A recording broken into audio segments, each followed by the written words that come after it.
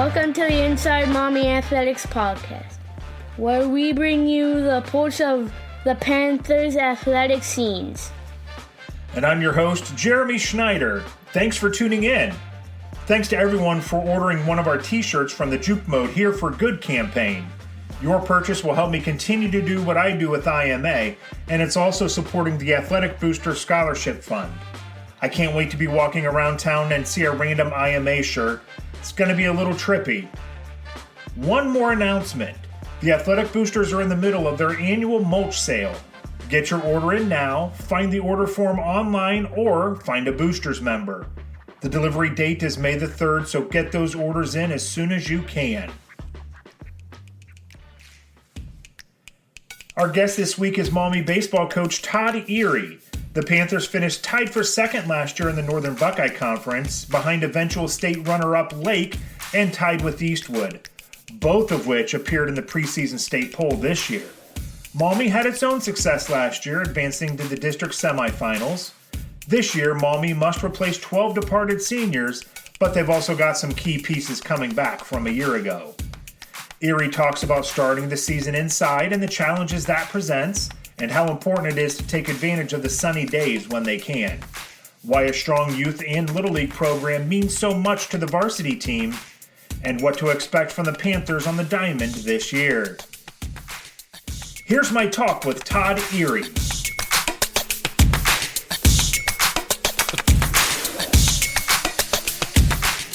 So the spring season in Ohio is really weird, and it's not something that's limited to just us. So we're in the same boat as everyone else. But it's difficult because you play an outdoor sport, you coach an outdoor sport, and the first few weeks are played indoors. Now you may get a day or two here where you can get outdoors, but it's really, you start indoors. How limiting is that? How difficult is that? I mean, again, it's everybody's in the same boat, so it's not like you're at a disadvantage, but it kind of stinks, doesn't it? To be honest, it's all I've ever known. Well, so yeah. It's, we just know that when our season kicks off that we're going to be inside for 2 weeks, and we work within the constraints or, with what we have, right? I mean, having 2 gyms is that we can utilize is nice. Having 2 indoor cages is nice.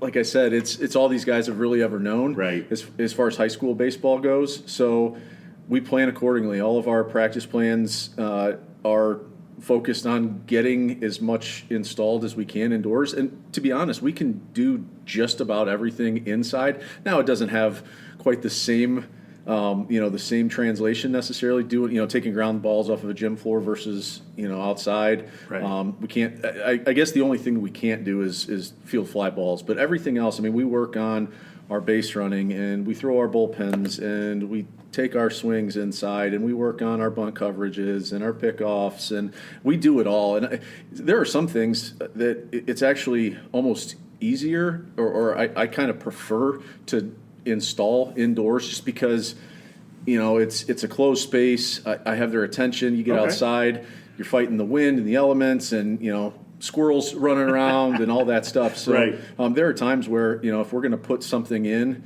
I almost prefer to do it in like a classroom, not necessarily a classroom setting, but right. in a controlled environment. Right. Do you ever feel like the guys maybe get a little bored inside, or they get antsy, and you have to kind of battle that as well? 100%. At the end of the day, they're 14 to 18-year-olds, right. and doing the same thing over and over inside when you're supposed to be doing it outside. We have to fight that, and it's a big thing that we try to focus on is coming in every single new day and pushing through some of the mundane things. The first usually 2 or 3 days, there's a lot of just excitement because the season's starting, so there's not an issue there. But by the time you roll into week 2, you have to fight it a little bit. And we stretch our practices from 2.5 hours to 3 hours in that second and third week because we add base running and some other things.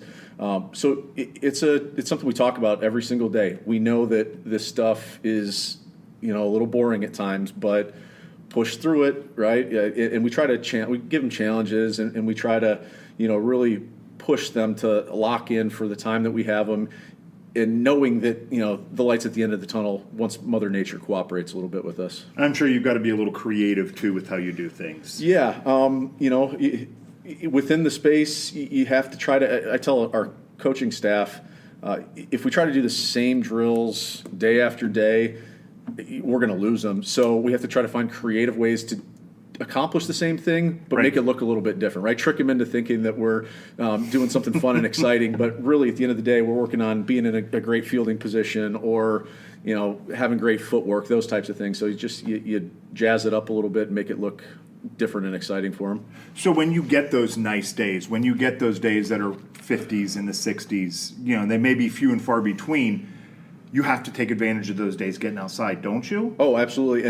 And we don't even wait until it's 50s or 60s. I've been known to be out there at 33 degrees, and it's not going to be a whole practice because you're going to get kids that start to, they start to get cold and they start to get miserable. So we'll go out for an hour when it's 35 degrees if we can accomplish something out there. We'd much rather throw outside, right? Sure. That's just one thing that, throwing in the gym is fine, but it limits how far we're able to throw.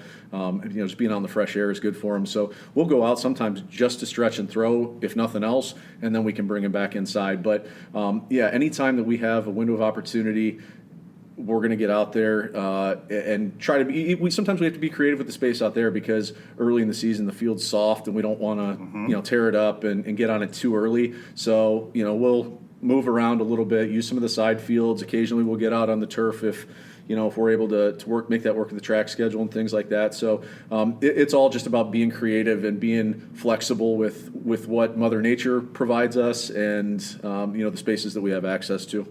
So it doesn't just stop. The weather doesn't just stop when the season officially starts, when you start games. Again, this is something that everybody faces. You'll get rainouts. You'll get days when it's too cold. You'll get a variety of reasons why games get pushed. You guys are already in a condensed season. I mean, this is the shortest probably of all the seasons that we have, and you play maybe more games than any other season. How do you battle the early season cancellations, postponements, things like that, and then everything kind of gets backloaded? Again, it's something that you've experienced, the guys have experienced, but I'm sure it doesn't get any easier. No, it's just one of those things where I guess I don't know how the players feel about it. We're at Mother Nature's mercy in a lot of ways. When I create our schedule, I try to balance it, and I highlight days right away that possible makeup day. Right. And it's fairly unique in that we're, I think, one of the only sports that does our own scheduling. Like, I handle our schedule. Okay. Cam doesn't. So I know what it looks like, and I know where we can fit games in. But the reality is, as you mentioned, everybody is kind of in the same boat. And when we end up with a week straight of rain, we got to plug those games in, and ultimately every team is going to end up ripping off 6 games in 7 days or playing, 7 out of 8 days. You're going to end up with a stretch there unless we end up with a perfect season, which I've never seen from a weather standpoint. So you just know that it's coming, and when we end up with those days where we can't get outside in the middle of the season, it's sometimes it's keep them fresh, maybe bring them in, get them some swings and get them out. Some days we, try to keep things light, and we'll, if we're in 2-3 days in a row, we'll do an indoor wiffle ball game and run some bases and, talk plans for the rest of the week. It doesn't always have to be, a 2-hour, 2.5-hour deal. You just, again, you're flexible with what things look like, knowing that it's a sprint and a marathon at the same time, because, as you said, we play 27 games in like 7 weeks worth of space. So all of our practices, I would say probably 80% of our practices happen before our first game. After that, we'll hit a stretch where we'll have 10 games left and probably only have 6 practices in that stretch, or maybe even less. So you try to get as much of the core details in and the fundamentals in place early and rep those. So, when we have a day to get a practice in, we can brush up on those things. But otherwise, it's trying to stay fresh and to just manage that gauntlet of a schedule, because it comes at you pretty fast and furious. Absolutely, it does. So this brings up, I just talked to Brian Jones, softball, a couple days ago, and softball's at a luxury in this that they can have one pitcher, and that one pitcher can pitch all game. every single game for them. You guys can't. You've got pitch counts. You've got a certain amount of days, and these are rules. Like, this isn't just rule of thumb. These are written rules that a pitcher can only pitch a certain amount in a certain amount of days. So when you get to those 6 games in 7 days, and it's going to come. It's going to happen. How important is it to have a variety of guys who can go out there on the mound and not just fill in, but do well? Depending on the season, it might be guys just stepping up, and we throw a lot of guys early in our preparation for the season because you never know how many arms you're going to need. Yeah. You like to have at least 8 guys that have done it before and are confident in their abilities, and they identify as a pitcher. But sometimes you don't have that. Like this year, we might be a little thin on experienced arms, so we'll have guys probably eat some innings this year that 2 years ago they would have said, no way, I'm going to pitch in a varsity baseball game. But right. That's just the nature of it sometimes, that you got to prepare them for it. So today, was a good day. We're inside. I had, guys get opportunities to throw some bullpens, and just, knowing that at some point, I'm not going to, if you're not an experienced guy, I'm not going to ask you to go take the ball and throw 5 innings. But if you can go eat an inning for us, 1 or 2 days a week, it alleviates some of the stress on the experienced starters not having to necessarily go 7 innings every time they take the hill.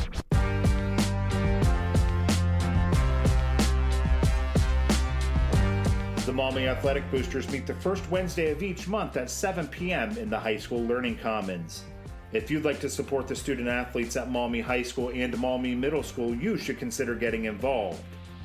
To find the full meeting schedule, find them on social media. We'll see you at the next meeting.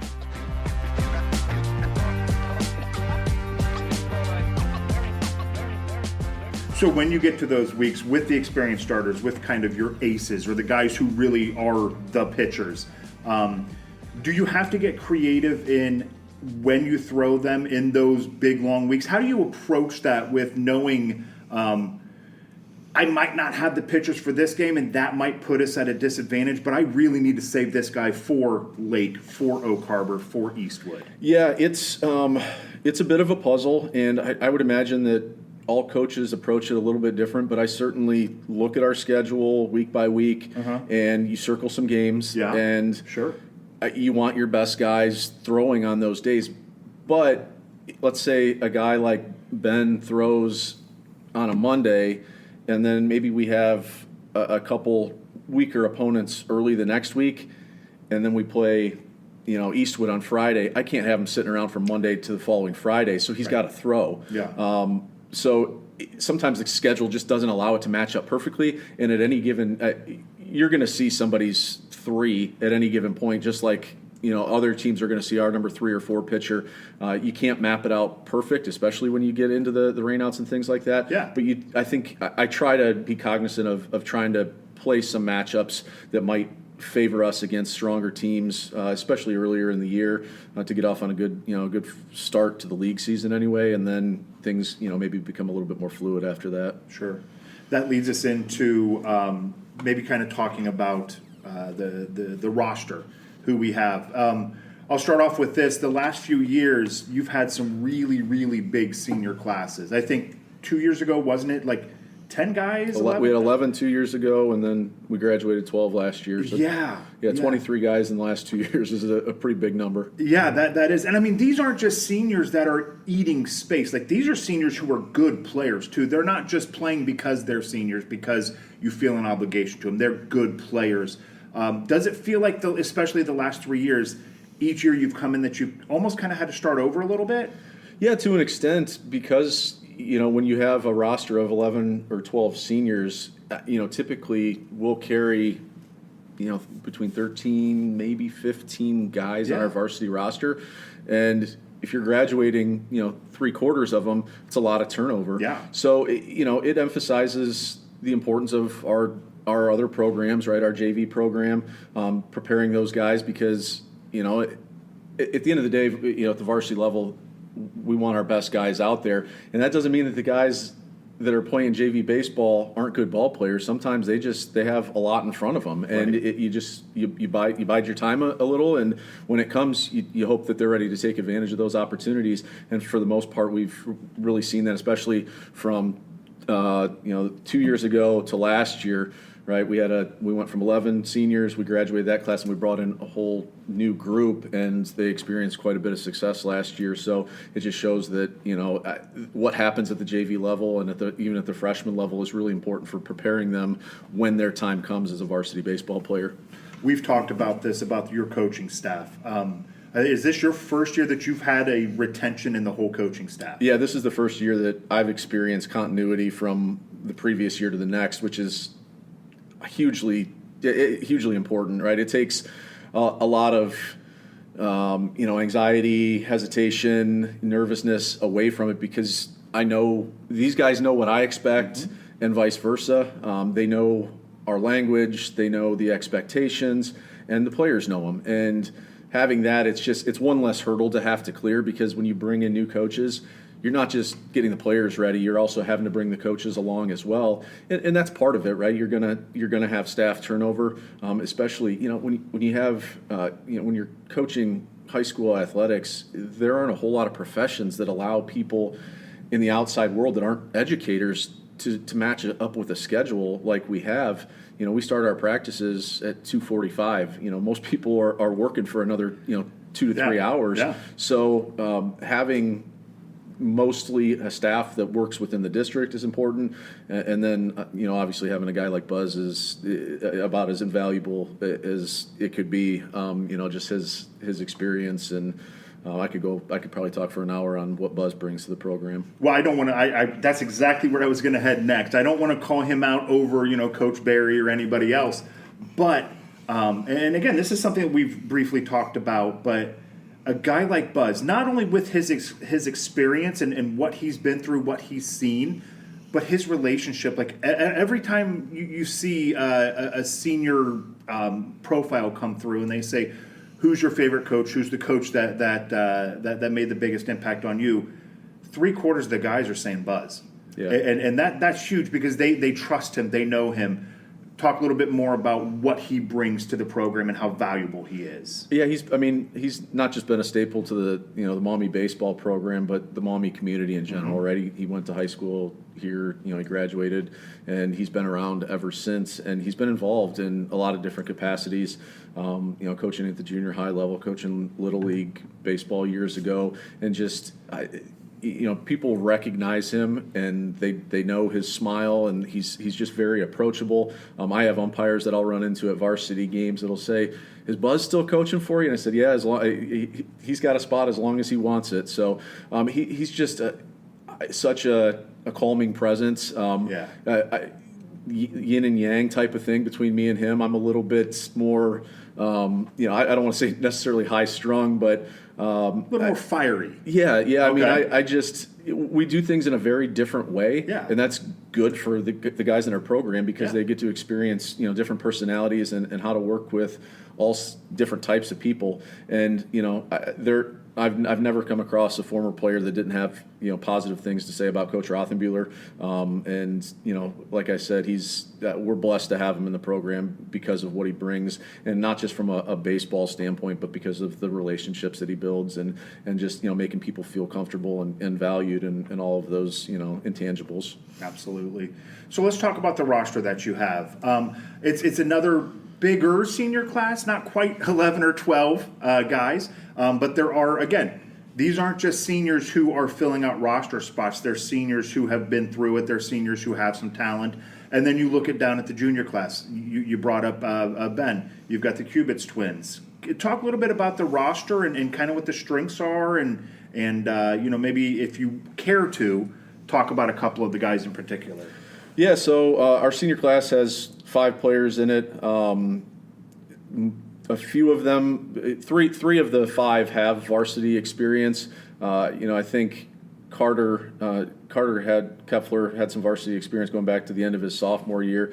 He's the most experienced of that group, so he's been through it about a season and a half. And then Max and Gage both had opportunities last year at the varsity level to contribute a little bit. But this will be their first, real crack at it from start to finish. And then having Nick and Zach come up, guys that played JV baseball last year, and we kind of talked about the importance of that. So they're going to have opportunities, and we're excited for them to get to showcase what they've put together over the last 4 years in the program. So a little bit smaller senior class, but I would say that's probably when you think about it, I expect classes of 5 to 7. Yeah.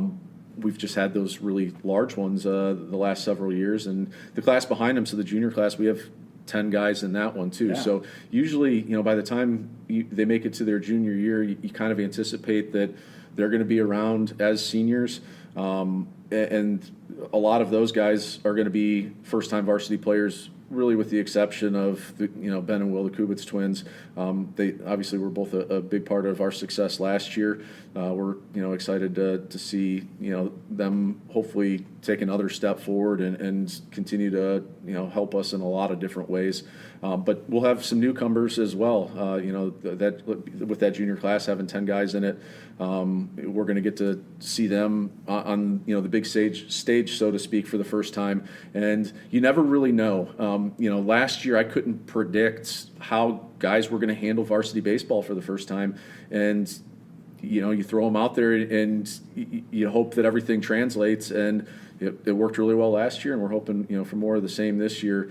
Contributions from from guys like Nate Durham, Tommy Parker behind the plate, Colton Crouch, I imagine is going to be kind of all over the place for us this year. Antonio Valadez. So we'll have some newcomers that they're going to get their first experience with it, and they've put in the work, and now it's their time to take advantage of some opportunities. So we're looking forward to seeing what these guys can do at this level.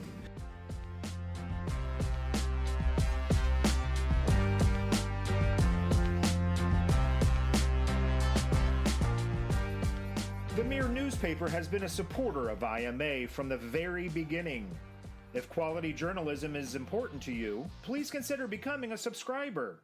You can head to their website at themirrornewspaper.com to find more information on becoming a traditional print or digital subscriber.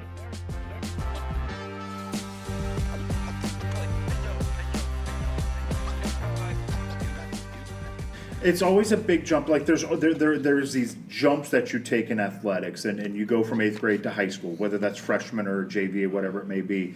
Can you talk about that jump specifically in baseball from JV to varsity? Because these guys are going to be facing really good pitchers, and they're going to be facing some defenses that they really cover up the ground really well.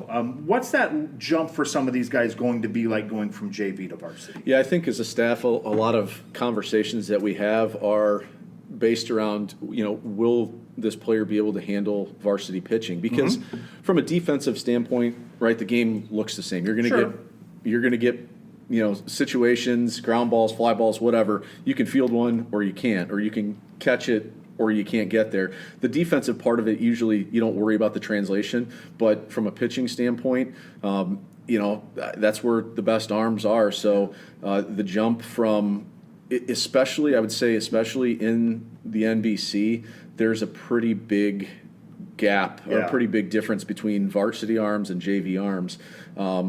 We didn't experience as significant of a range probably when we were in the NLL, because those schools are so big that they had guys playing JV baseball that were pretty darn good baseball players. Yeah. They have 2,000 kids in their school, and they're going to have arms, and it wouldn't be crazy to see a kid pitching at a JV program throwing close to 80 miles an hour. Yeah. You're not going to see that in this league. So there is that question as to, is this guy going to be able to make that leap from freshman ball to varsity ball or JV ball to varsity ball? And it takes time. Not everybody just jumps right into it and has success. Ben made it look pretty easy last year. but we didn't know, right, coming Yeah. in. I didn't know that he's going to come in and hit over 400 his first time seeing varsity pitching, and it's not that easy. No. He made it look easy, but there will be some adjustments, and these early season scrimmages and even those first 2 weeks of non-conference games are really important for getting those guys comfortable with changes in velocity and pitchers being able to throw up 3 different pitches for strikes, because it's a different ball game in a lot of ways when you make that jump from JV baseball to varsity baseball. So how important is it to keep communication between you and your assistants with the coaching staff and these players?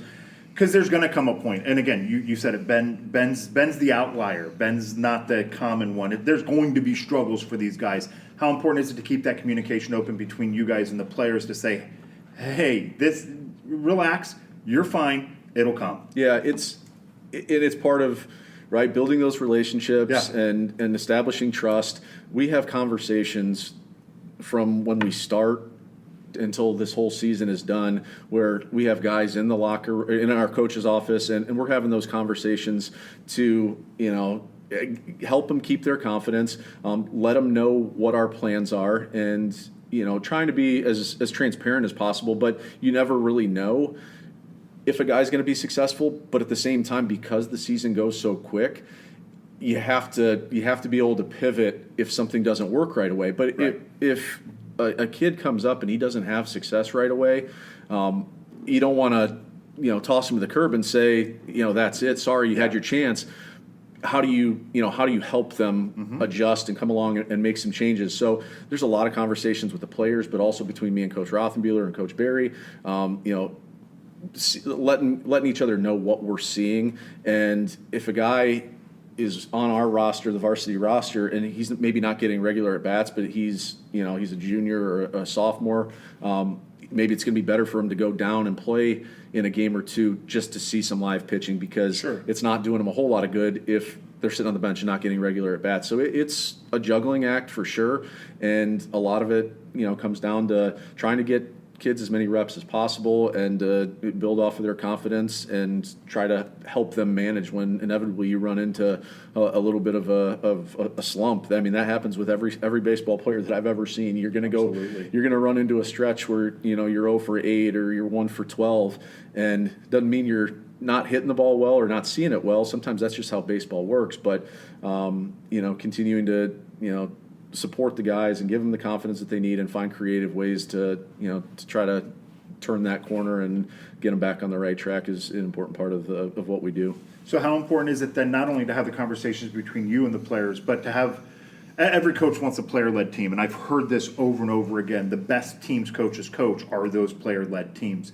Do you have those guys who can this year who can step up and fill those leadership roles? Do you have those – and how important is that to have those leaders deliver that message to the guys who may be struggling? This is the first time up on varsity. Yeah, I'll say this. We don't have a lot of really vocal guys, but that doesn't mean that they're not leaders. Right. It looks different, depending on who you're talking about. You go back a couple of years ago and you get a really special kid, like Sam Archambault. Yeah.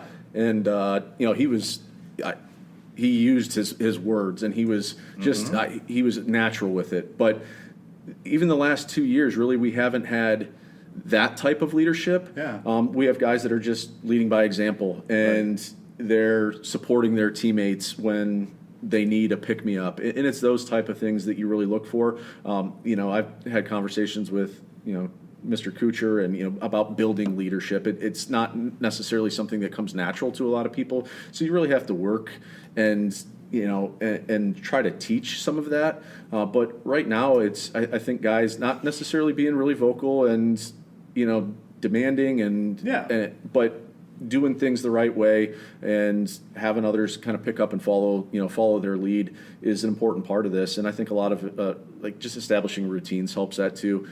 Our guys know what to expect. They know how we do things.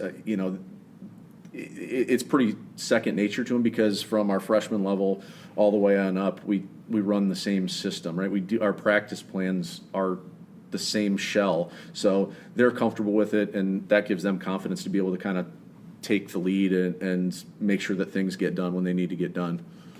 We had a conversation during the youth camp about Little League and the importance of the Maumee Little League to what you guys do at the varsity level. And I think baseball is a very unique sport. You don't see this in football. You don't really see it a lot in basketball around here. Starting to get there in soccer, but these guys on the baseball team, a lot of them, I mean, if they're within a year or two of each other, they've played baseball together maybe for a decade by this point, going back to Little League or travel teams. How important is this Maumee Little League or the youth experience for these guys, and how does that impact what you guys see when they get up to the varsity level? Yeah, I mean, I would say that a majority, 99% of our players that come through here got their start in Maumee Little League or, if another community, doing similar things. And that establishes the groundwork for their fundamentals, for learning how to play as a team, and learning how to play for your community. And our guys that had opportunities to play through Maumee Little League, I think that instills, a sense of pride in playing for their school. Right. And baseball is unique in the sense that maybe it's not unique anymore because we're starting to see it in a lot of different sports, but with things like club and AAU. But now kids are breaking away from Little League earlier than they would have 15 years ago because of travel opportunities. And not to get too far off topic, but I think that that's hurt to an extent. It's hurt Maumee Little League because if you look at their numbers from, I would say, without knowing specifics, but if you looked at their numbers from maybe 12U up, they have to, I would guess that they're way down from 10, 12, 15 years ago because so many kids at that time, they're going out and they're playing a travel ball and they're not playing for, Maumee Little League anymore. And I wish we could get back to that. I don't know that that's something that'll ever happen. I always kind of joke that if I was made the czar of baseball, that I would kind of shift the focus back to town ball until kids were probably, 12 years old. So they played together more. Now, some of these groups do, right? They end up playing for a Maumee-centered travel team. So that certainly helps. You go back a couple years and there was the group from, 23, the 23 graduates, they played together with LJ for a number of years under our colors, right? Maumee baseball on the front. And there's a lot of value in that because they know each other, they trust each other, they're friends. And the more that happens, I just think that that's such a positive thing. And then they have pride when they get here to put on the Maumee varsity baseball uniform.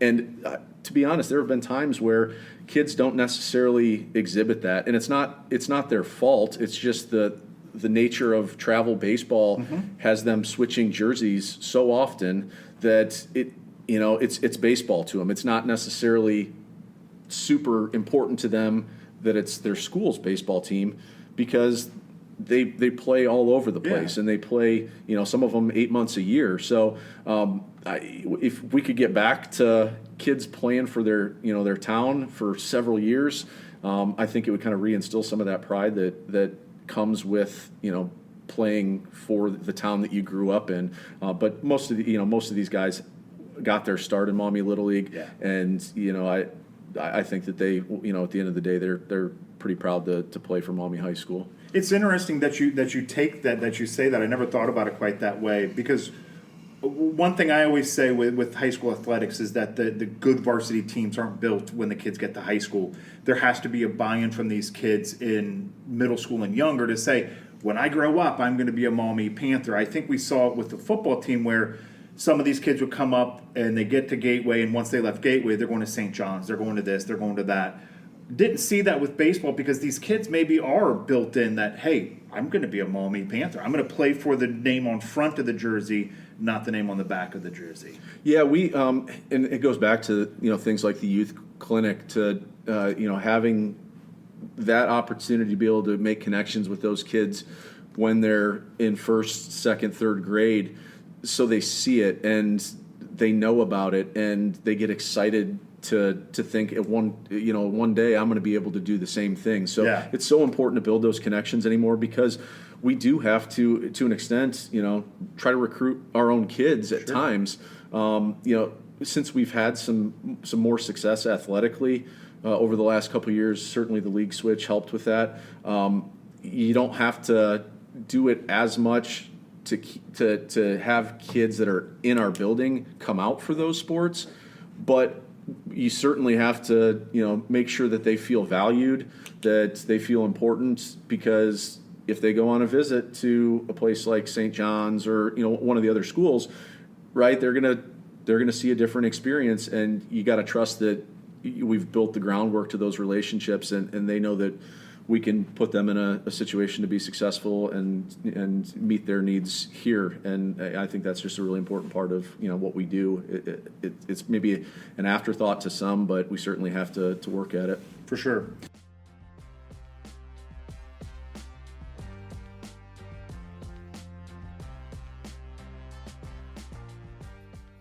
We're extremely lucky to have the Pride of the Panthers helping us make memories for our students. There aren't many communities or schools who have a group of talented photographers at almost all of our kids' events and games. You can follow them on Facebook by searching Pride of the Panthers.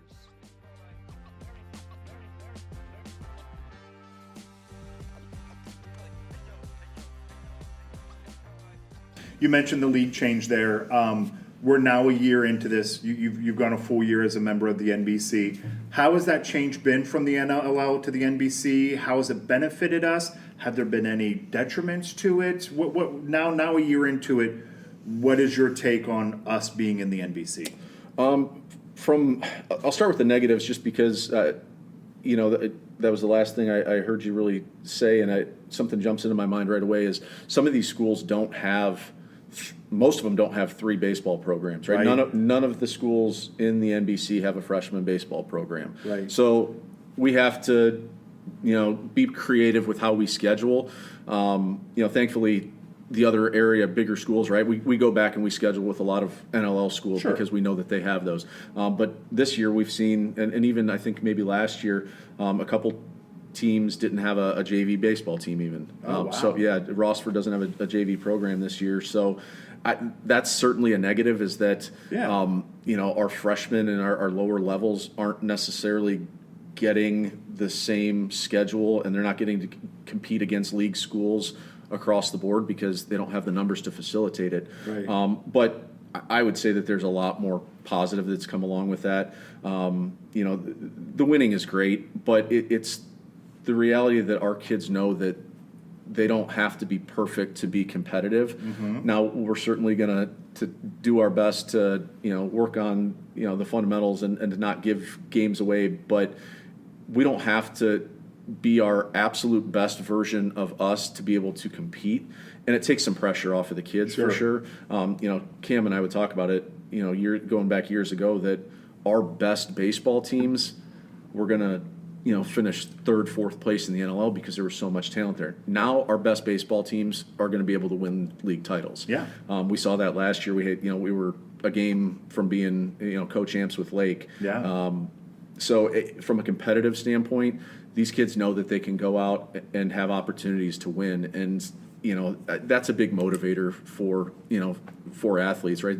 Nobody wants to go through seasons of loss after loss. So that's a pretty good incentive to know that we have a shot.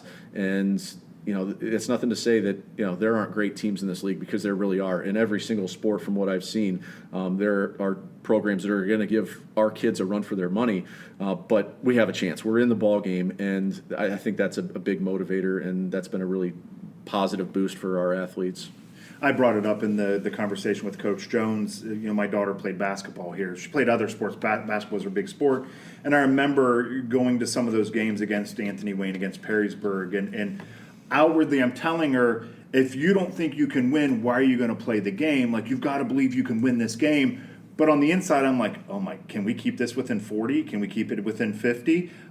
So again, just knowing that we have a chance. And there's no perfect game. I mean, there are perfect games, but nobody's going to play a perfect game 27 times a year to give yourself a chance to win every game. So that is a lot of pressure off the kids, and it does create a better environment because they know, hey, we got a chance. Yeah, and it was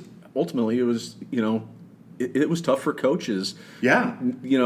having to sell something that, inwardly you knew it's a tough sell, right? Yeah. When you see Anthony Wayne's football team warm up and there's 80 of them, and our kids didn't look like that, and there weren't enough of them, but you're trying to get them positive and have that right mindset. It was a challenge, and now we don't have to fight that fight, but we still have to have high expectations because we had a bad baseball game at Rossford last year, and it ultimately that cost us a league title. And I said it when it happened. I knew that was probably going to come back and bite us. You still have to show up, and you have to play a good version because these teams aren't pushovers. No. There's a lot of really quality baseball programs, and even the ones that maybe aren't perennial powerhouses, right, on the right day with the right pitcher, I mean, you got to get the job done, and it's not an easy thing to do, 14 times in league play. So you got to bring your best as much as possible if you want to have a chance in the end. So the NBC, I mean, every sport you can say Eastwood, Oak Harbor. I mean, it just seems like every darn sport they're up there. Baseball, though, you bring Lake into the mix. There's other teams into the mix. Lake, didn't they finish? They finished runner-up in the state last year. Yeah, they lost in the state finals last year. So for you guys to finish right behind them in the league says a lot. Talk a little bit about that competitiveness, because again, I sound like a broken record when I say this, but it is very true. We didn't move from the NLL to go to an easier league. We went to a league where we could be more competitive. They're still really great teams. So what are the teams that we're looking at this year in the NBC? Is it still Lake, Oak Harbor, Eastwood?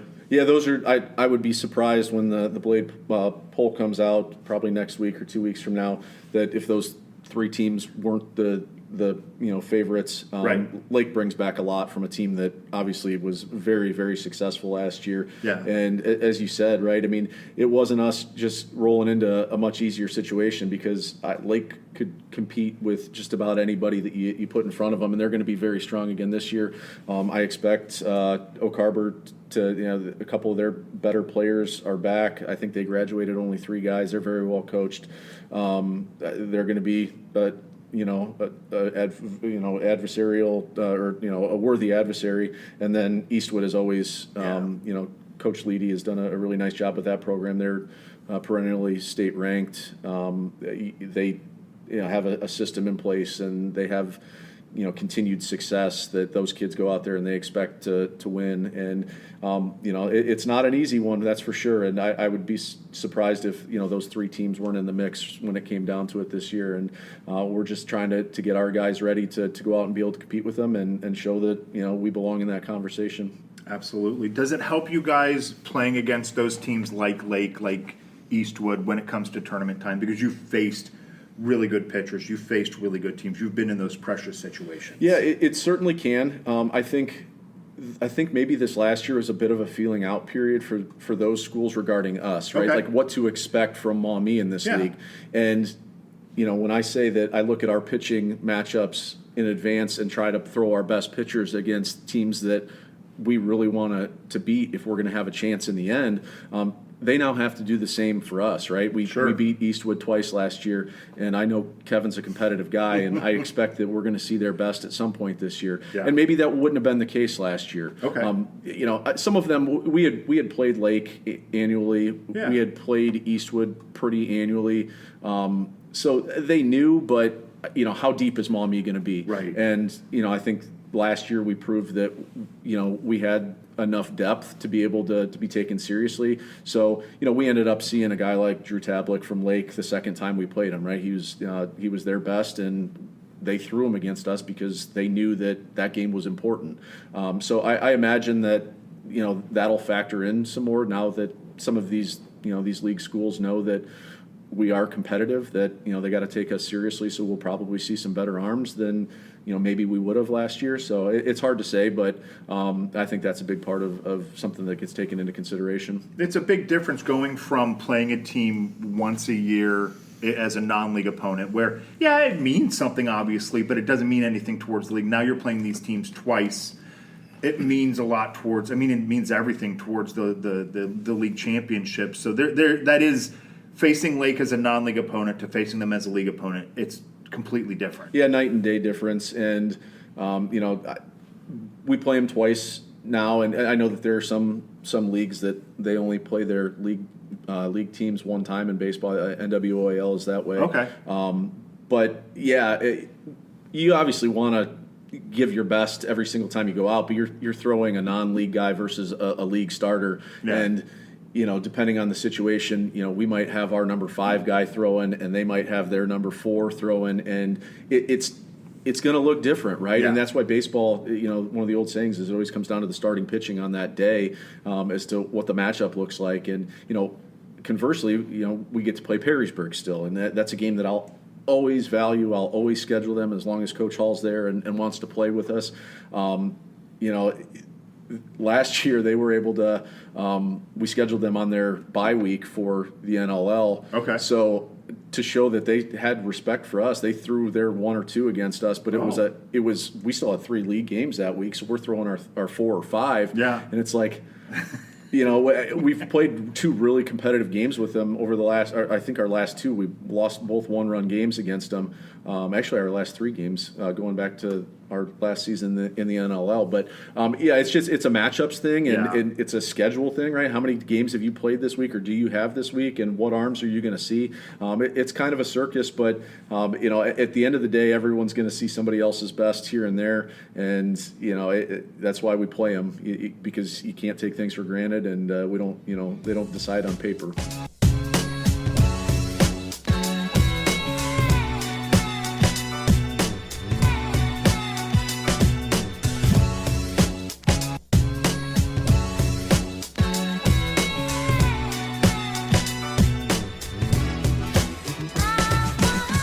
I'm going to kind of go off script here a little bit. A couple questions that just jumped up through our conversation. You've brought up Cam a couple times. How valuable is it having a guy like him as your athletic director that's been in your shoes, that's coached where you've coached, that's been there? Yeah, it's a huge bonus for us that he is a baseball guy, and not just a baseball guy. He was the head coach here for almost 20 years. Yeah. He understands the things that the program has to go through, and he's got I imagine he's got a soft spot for this baseball program in general. So it's good to have somebody like that in your corner. Other athletic directors that maybe haven't had that experience with it, maybe it's just another sport, right? Sure. And they're important, but to have been through it to the extent that he had is certainly an advantage for us. He's doing whatever he can to try to make sure that we have what we need to be successful, facility upgrades, support with just anything that we really need. And he's a mentor to me, so to have that in the building is extremely valuable for not just me, but our program in general. For sure. And the other part I wanted to make sure to mention is those facility upgrades.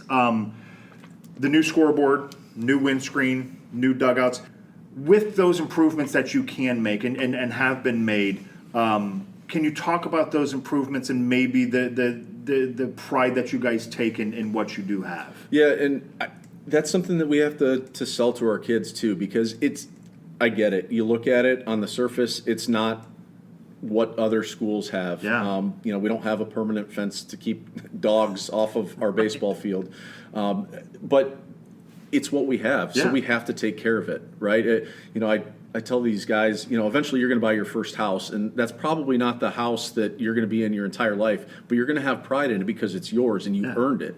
And they've earned the opportunity to play here. So let's do as much as we can to keep this looking as nice as possible, and that means putting in some work on it, and it means fundraising to add to it to make it as good as we possibly can. It's not a perfect situation because of space limitations, but it doesn't mean that we can't put love and effort into trying to maintain it and make it as best as we possibly can. So, the new windscreen, the scoreboard, the dugouts are painted. Hopefully by next year we'll have a more permanent backstop padding. There's other things that I would like to be able to do to just make it a little nicer, right? I'd love to have a permanent outdoor hitting cage. So that's something that's possibly in the works. And there are things that we can do to continually put back into it because, right, it's ours, and we need to be proud of that. Yeah. All right. So last question here. We'll wrap everything up in this big, nice bow. What are your hopes and expectations for this season? What can fans, what can the community expect to see from Maumee baseball this season? You know, the hope and the anticipation and the expectation is that every time we take the field, we do it with a tremendous amount of pride and effort. There are a lot of things that we can't control, but we're going to focus on what we can, and that's doing the little things the right way. The guys are probably sick of me here and saying it, but attention to the small details matter.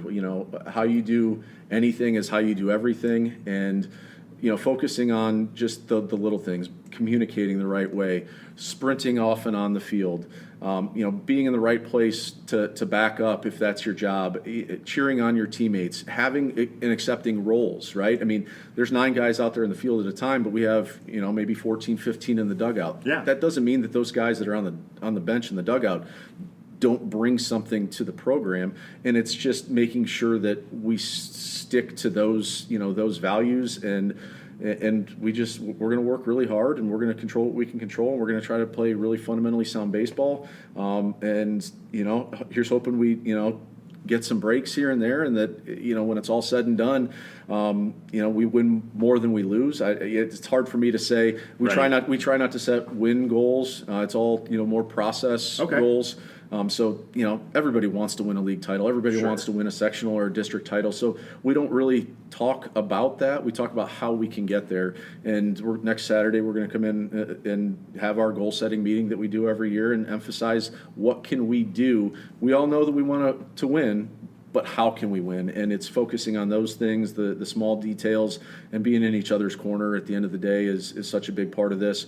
You mentioned it earlier. It's about the name on the front, not the one on the back, and building camaraderie and knowing that we're in this together. And it's a pretty special opportunity because eventually it's your last time to do it, and nobody knows when that's going to happen, but eventually, and I can't remember the movie, but we get told that we can't play this game anymore. So you try to remind that to these kids that you only get to do this for so long, so enjoy it, do it together, and do it with as much pride and effort as you can. And hopefully if we're able to do that, then we win some baseball games along the way. Couldn't have wrapped it up any better if I tried myself. So perfect answer. Thank you very much, Todd. I appreciate your time. I know it's going to be a great season, and I hope everybody gets out and supports the program and catches a game or a couple games. Yeah, we'd love to see the community out there. And Jeremy, thank you again for what you do and giving our exposure to our athletes and making their accomplishments accessible to their families and the community as well. Well, thank you. Yep, appreciate you.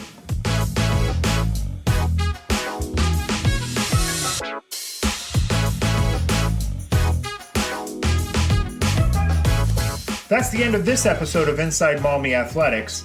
I'll be back soon with another in-depth interview. Good luck to the Panthers baseball team as they start their season next week. Make sure you take the time this spring to get out to a game and support the Maumee baseball team.